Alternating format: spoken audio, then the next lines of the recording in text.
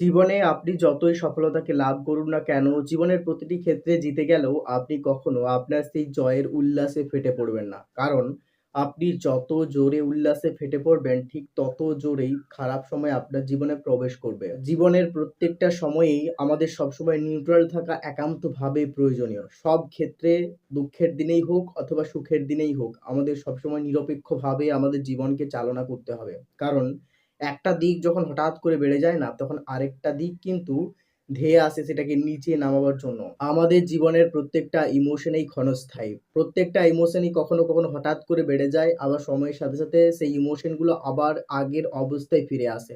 এবং তার মাঝখানে যেটা আপনি পান সেটা হচ্ছে দুঃখ, কষ্ট, যন্ত্রণা, ব্যথা। তাই নিজের জীবন থেকে এই দুঃখ, কষ্ট, ব্যথা এগুলোকে লাঘব করার জন্য আপনাকে অবশ্যই নিউট্রাল পয়েন্টে দাঁড়িয়ে থাকতে হবে। কারণ এখানে যারা দাঁড়িয়ে থাকে বেশি দুঃখ কষ্ট পায় না।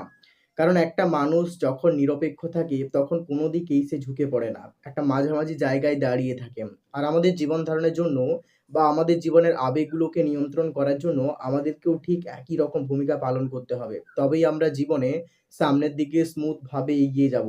আমাদের জীবনে যখন দুঃখ প্রবেশ করে তখন আমাদের জীবনের স্বাভাবিক গতিটা অনেকটা থমকে যায় এবং পুনরায় সেই আগের জায়গায় ফিরে যেতে অনেকটা সময় লেগে যায় এবং আপনাকে অনেকটা কষ্ট করতে হয়। আপনাকে অনেকটা যন্ত্রণা করতে হয়। আপনাকে প্রচণ্ড শারীরিক এবং মানসিক শক্তি নিয়ে সেই দুঃখ বা খারাপ সময় থেকে উঠে গিয়ে সমাজের মূল স্রোতে আপনাকে ফিরতে হয়।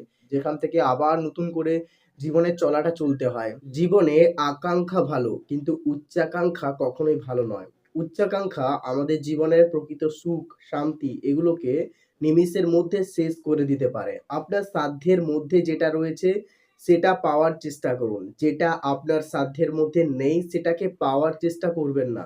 তার উপযোগী হয়ে সেটা পাওয়ার চেষ্টা করো।